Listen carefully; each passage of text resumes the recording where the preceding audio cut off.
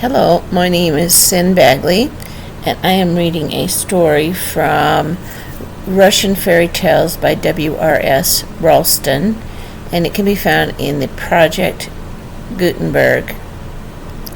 The story I'm reading is called The Treasure. In a certain kingdom, there lived an old couple in great poverty. Sooner or later, the old woman died. It was in winter, in severe and frosty weather.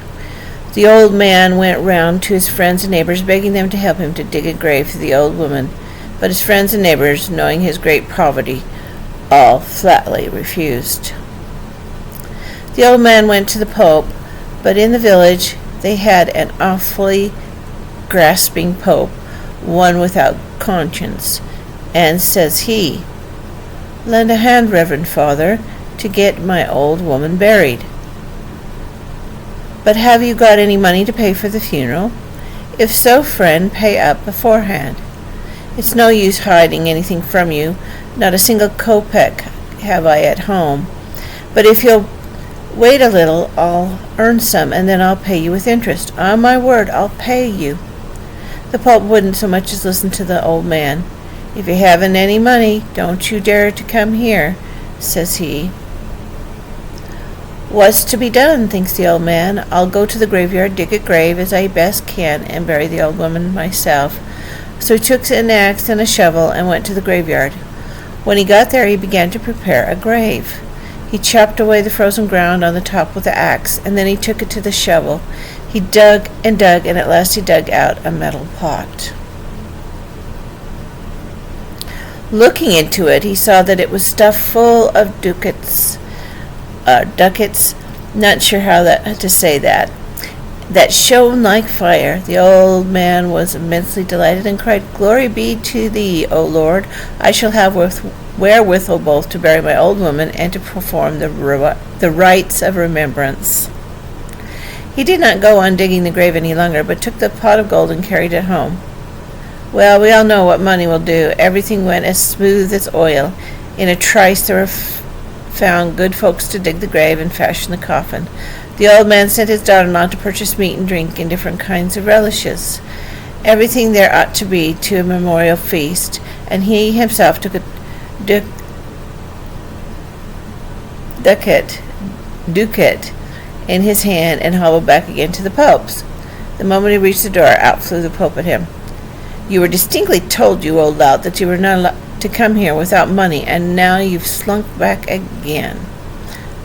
"Don't be angry, Batiushka," said the old man imploringly. "Here's gold for you.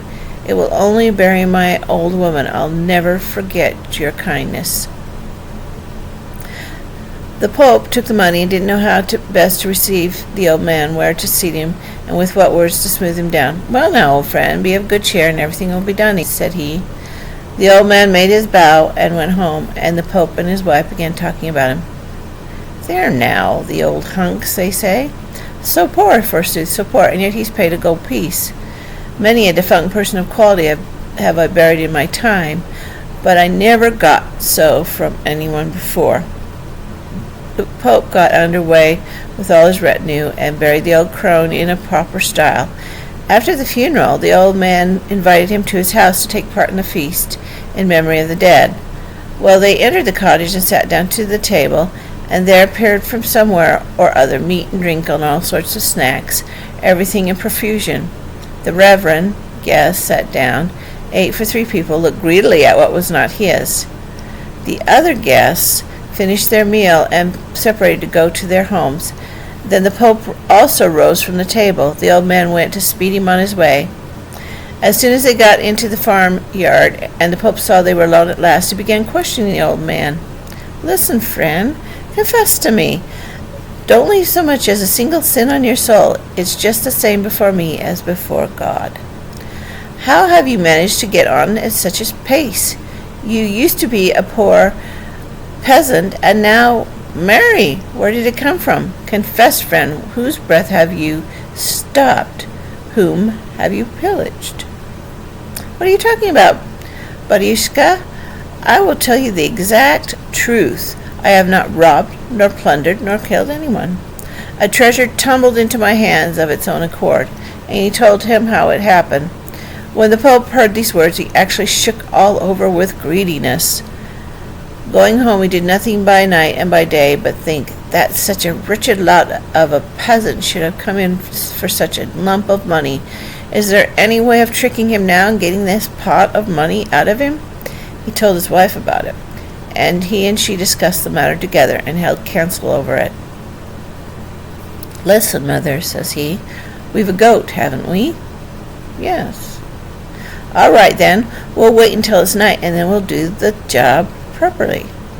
Late in the evening, the Pope dragged the goat indoors, killed it, and took off its skin, horns, beard, and all complete. Then he pulled this goat skin over him and said to his wife, "Bring a needle and thread, Mother, and fasten up the skin all around so that it may slip off."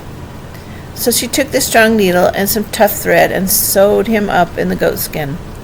Well, at the dead of night, the Pope went straight to the old man's cottage, got under the window, and began knocking and scratching. The old man, hearing the noise, jumped up and asked, "Who's there?" "The devil! Ours is a holy spot," shrieked the peasant, and began crossing himself and saying his prayers. "Listen, old man," says the Pope, "from me thou wilt not escape, although thou mayst pray, although thou mayst cross thyself. Much better give me back my pot of money, otherwise I will make thee pay for it.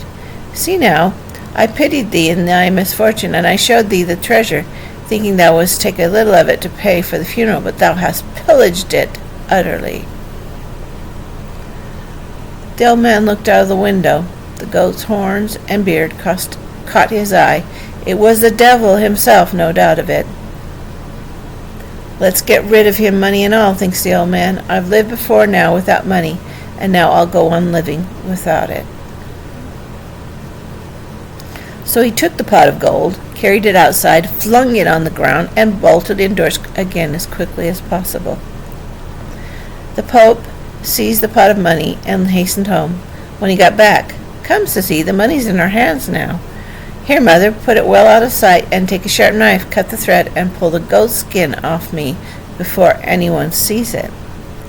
She took a knife and was beginning to cut the thread at the seam when forth flowed blood, and the Pope began to howl. "Oh, it hurts, Mother, it hurts. Don't cut, Mother, don't cut." She began ripping the skin open in another place, but with just the same result. The goat skin had united with his body all around, and all that they tried, and all that they did, even to taking the money back to the old man, was of no avail. The goat skin remained clinging tight to the Pope all the same. God evidently did it to punish him for his great greediness. And that's our Russian fairy tale for today. You have a wonderful day.